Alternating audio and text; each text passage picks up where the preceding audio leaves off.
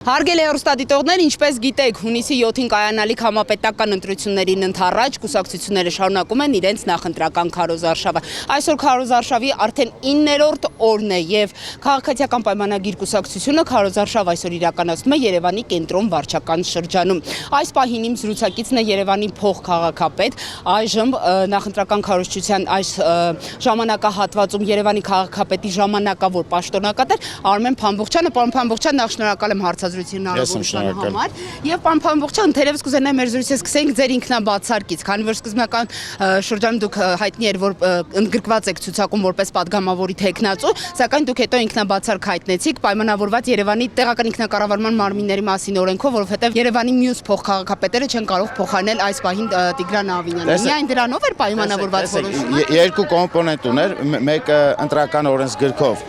պետք է կասեցվեր իմ գործունեությունը, եւ եթե իմ եւ պարոն Ավինյանի գործունեությունը միաժամանակ կասեցվեր, արդեն այդտեղ գործում էր Երևանի մասին օրենքը, որտեղ որ քաղաքապետի տեղակալ չի կարող փոխարինել, բացի առաջին տեղակալից, ով հանդիսանում է նաեւ ավականու անդամ, եւ ըստ այդմ մենք այսպես ասած մի հատ խնդրի առաջ ենք կանգնում, որ Երևանը 1 ամսվա ընթացքում պետք է լիներ անկառավարելի եւ որոշում կայացրեցինք, որպեսզի ես հայտնեմ ինքնաբացար, քանի որ պարոն Ավինյանը հանդիսանալով նաև Երևանի քաղաքի շտաբի ղեկավարը, որպեսզի ինքը զբաղվի քարոզարշավով, իսկ ես աշխատանքային օրերը կարողանամ կառավարել քաղաքապետարանը։ Մի ճշտում պարզապես, այսինքն քարոզարշավի ավարտից հետո դուք լինելու եք նորից քաղաքապետի առաջին տեղակալը, այո։ Բնականաբար, այսինքն ես արդեն չկամ ցուցակում, չեմ կարող հավակնել որևէ այլ տեղ եւ ես ինչպես եւ նաեւ խնդրել էի թիմին դեռ նոր ձևով, երբ որ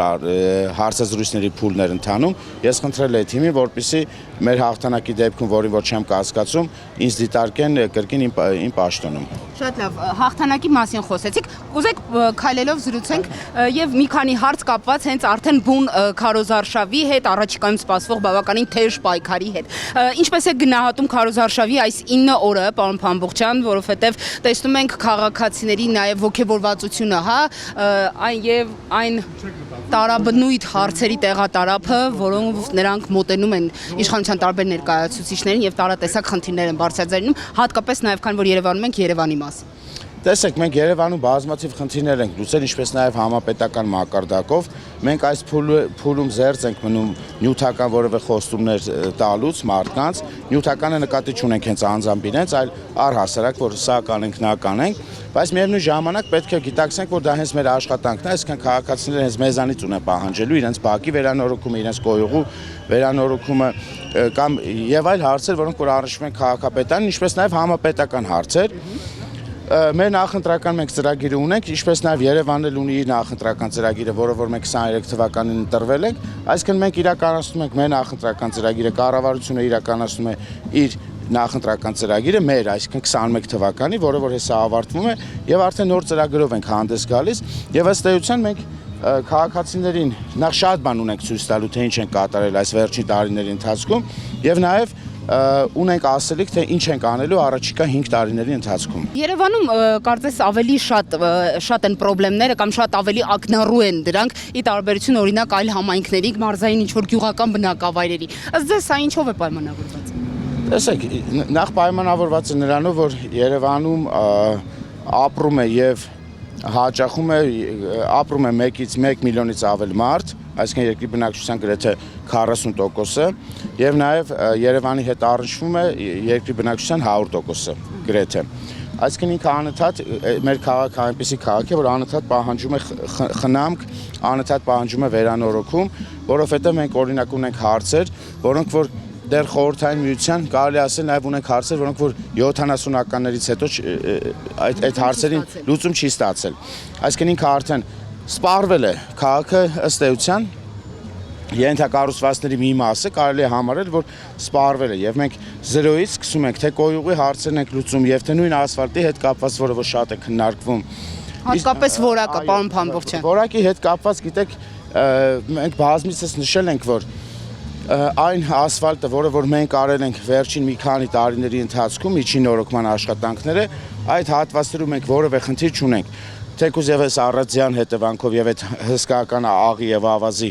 լցնելու հետևանքով մենք այդտեղ չունենք ըստ էության խնդիրներ։ Մենք ունենք խնդիրներ այն տեղերում, որտեղ որ միջամտություն է տեղի ունեցել, այսինքն գոյուղի այդտեղով անցկացվել կամ գազամուղ է անցկացվել կամ հեծն է որևէ գործողություն կատարել եւ կամ ունենք հին ասֆալտի հետ, որը որ տարիներ շարունակ չի եղել։ Ասֆալտը նույնպես ունի իր վաղեմության ժամկետը,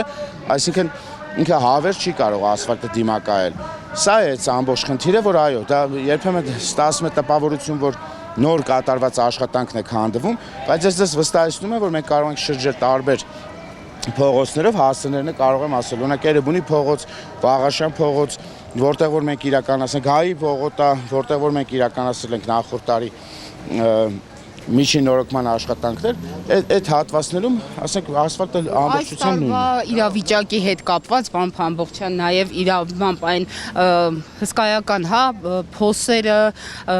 կոտրված ինչ-որ, ճանապարհային հատվածները, քանդված, դրանք սարսափելի մեծ նաև անհարմարություններ ու անախորժություններ էին պատճառում քաղաքացիներին, շատ դեպքերում նաև դառնալով տարատեսակ վթարների պատճառ։ Հենց նոր նշեցի, որ այն հատվածներում, որտեղ որ մենք իրականացրել ենք միջին նորոգման աշխատանքներ եւ իրականացրել ենք մոտ 200,000 քառակուսի փոսալցման աշխատանքներ, այդ հատվածներում 98-99% դեպքերում մենք որևէ խնդիր չենք ունեցել։ Որևէ խնդիր։ Այն հատվածները, որոնք որ նշում են մեր քաղաքացիները, իդեպ իրավացիորեն, դրանք այն հատվածներն են, որտեղ որ շատ երկար տարիներ որևէ միջամտություն չի եղել, որևէ գործ չի արվել այդտեղ։ Հիմա դրանք ցուցակագրված են, որ օրինակ առաջիկայում պետքա դրանք արվի։ Փոս ցուցակագրված է, մենք ունենք այդ ցանկը, ընդ որում մենք ասֆալտապատում իրականացնելիս յուրաքանչյուր փոս նկարում ենք, յուրաքանչյուր, որպեսզի հետո կարողանանք կատարողական նաև տալ եւ վճարել շինարարին, մենք յուրաքանչյուր փոս նկարում ենք իր որակի հետ կապված, որպեսզի եթե հանկարծ չհամապատասխանի ստանդարտներին, մենք հետագայում իր առաջ խնդիր ենք դնում, որպեսզի նա քանդի եւ իր միջոցներով վերանորոգի, այսինքն ոչ քաղաքային բյուջեի հաշվին։ Շատ լավ, պարոն Փամբոխյան, ձեզ հարց ունեմ նաև որպես քաղաքական թիմի անդամ, քանի որ այս ընթացքում քարոզարշավի ձեր ընդդիմախոսները, ընդդիմադիր կուսակցությունների, դաշինքների ներկայացուցիչները, նրանց առաջնորդները շահարկում են նաև Երևանում առկա այս խնդիրները, նշում են, որ այս իշխանությունը ձախողել է ամեն ոլորտ։ Իրենք ինչպես միշտ ստում են, որովհետև այն ծավալի աշխատանքները, որ կատարվում է Երևան քաղաքում միջինում տարեկան վերջի տարիների ընթացքում վերանորոգում ենք 130 եւ ավելի բակեր։ Այդ բակերը ակնառու են, եթե դուք հետևում եք թե վարչապետի եւ թե մեր ուղիղ եթերներին կամ ինքներդ կարող եք գնալ տեսնել, մենք որ վարչական շրջանով ինչքան է խորքային լինի վարչական շրջանը կամ տվյալ հատվածը, դուք կարող եք տեսնել այնտեղ վերանորոգված կամ նոր կառուցված ֆուտբոլի դաշտեր, խաղարապարակներ եւ մարդկանց համար ժամանցի վայրեր, զրուցարաններ։ Այն ծավալը, որը որ մենք իրականացնում ենք Երևանում, դա երբևէ չի եղել եւ ես դες նշեմ, որ Երևանում երբևէ չի եղել, որ ինքնական կառույցները կամ այդ ավտոտնակները ավելանան, այլ ոչ թե պակասեն։ Դա միայն այս ժամանակահատվածում է, որ մենք տասնյակ հարյուրավոր ավտոտնակներ ենք տարեկան քանդում եւ դրանց փոխարեն ստանում ապօրինի կառուցված, ասենք որպեսզի հյուրընկալի։ Չէ, իհարկե ապօրինի կառուցված։ Ինքնական շինություններ եւ ապօրինի կառուցված այլ շինություններ մենք քանդում ենք եւ դրանց փոխարեն ստանում ենք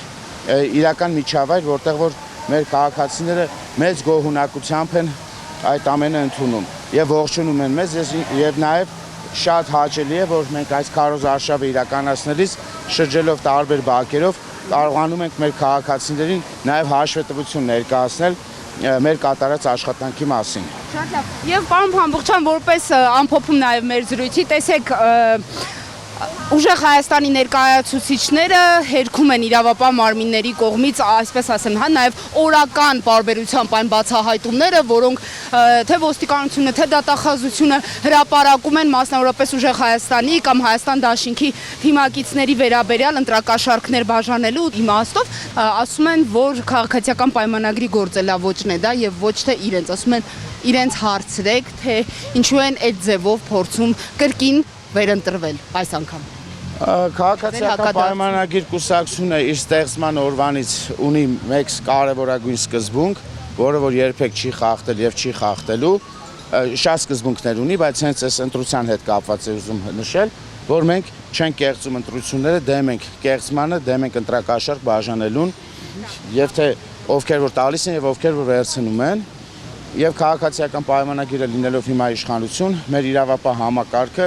այդ սկզբունքը գիտի եւ գործում է այդ սկզբունքի համաձայն եւ իհարկե անմեղության կանխավարկածը հաշվի առնելով, քանի որ դատական դատավճիռ չկա, բայց այնուամենայնիվ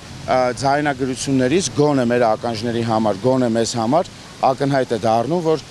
այդտեղ ընտրակաշառքի էլեմենտներ կան եւ քանի որ թե ուժեղ Հայաստանը, թե Հայաստան դաշինքը եւ թե Ծառուկյան դաշինքը կամ Բարգավաճ Հայաստանը, չգիտեմ ոնց է կոչվում, քանի որ իրենք գիտեն, որ իրենք այլևս սպառված քաղաքական ուժեր են հայկական քաղաքական դաշտում, իրենց միակ գործելավոճը ինչպես եւ նախկինում է եղել, այդպես էլ հիմա շարունակվում է մնալ, դա միայն ընտրակաշառքի միջոցով որոշակի քվեներ ստանալն է, ինչը որ մեր իրավապահ համակարգը շատ խիստ, ընդ որում ոչ միայն իրենց է վերաբերվում, բոլորիս է վերաբերվում։ Նմանատիպ վարքագիծը շատ խիստ արձագանք է ունենալու իրավապահ համակարգի կողմից, որովհետև ես նշեցի, որ մեր ստեղծման օրվանից քաղաքացիական պայմանագիր կուսակցության ստեղծման օրվանից մենք պայքարել ենք ընտրությունների հետ կապված այդ երկու արատավոր երևույթների դեմ, մեկը հենց ընտրությունների կեղծելն է, մյուսը ընտրակաշառք բաժանելն է։ Այսինքն սա մեր համար կարմիր գիծ է, որը որ որևէ կերպ չի կարող մեր կուսակցությունում գոնե մեկ հոգի գտնեք, որը որ համերաշխ լինի, որ ասի դե լավ հիմա ոչինչ, բաժանում են, թող բաժանեն, դա չի կարող լինել, իսկ իրենք բաժանում են, իրենք էլ գիտեն, որ իրենք բաժանում են, որովհետև բնականաբար պետք է հերքեն, չեն ասելու, որ հա գիտեք ինչ, հիմա մենք բաժանում ենք։ Բայց ներողություն, ասում են դրանք ներողություն բառացիցի տեմ սարքած ձայնագրությունները։ Դե կգա ժամանակը դատական process-ները տեղի կունենան, կգա ժամանակը եւ հանրությունը կտեսնի դրանք սարքած էին թե ոչ։ Բնականաբար դրանք սարքած չեն, այդ ձայնագրություններից պարզ է դառնում, որ այնտեղ կոնկրետ մարդիկ հավաքվել են, որպեսզի գումարային որոշակի առաջխաղացումներ ունենան, այսինքն բաժանեն, վերցնեն, տան, այս անեն, այն անեն եւ դա արդեն նմանվել է մի տեսակ փողոցային ավելի շատ խոսակցությունների, որովհետև դա արդեն քաղաքականություն չէ, երբ որ մարդիկ նստում են իրենց շտաբերում կամ իրենց տներում, այս կամ այն մարդկանց հաշվում են, այսքան կբերես, այնքան կբերես, բան, իրենք ոչ քաղաքացու արժեքը գիտեն, ոչ քաղաքացու մասին տեղեկություն ունեն, ոչ առհասարակ կապ ունեն այս ժողովրդի հետ։ Դրա համար իրենց վարվելակերպը մնում է միայն գումար բաժանելը։ Իսկ Քոչարյանի հայտարարություններին ի պատասխան արձագանք ունեք, մասնավորապես նրա այս վերջին հայտարարությունը ներողություն եմ խնդրում, բայց այն վիրավորական, նաև խոսույթը, հա, որը որ մենք այս օրերին նաև տեսնում ենք համբալ, ներողություն եմ խնդրում կզացնել եւ այլն եւ ժողովուրդը ձեզ է կզացնելու, այսինքն ընդհանուր այս միջավայրում է ընթանում քարոզարշավը, սա նորմալ է արդյոք, պարոն։ Իհարկե նորմալ չէ, բայց մեկ անգամ 21 թվականի ժողովուրդը ասել է ով է համբալը եւ ապացուցել է ում է կզսնում 2026 թվականի հունիսի 7-ին էլ ավելի կկրկնապատկի թե համբալների կզսնելու գործողությունը հունիսի 7-ին դա տեղի կունենա։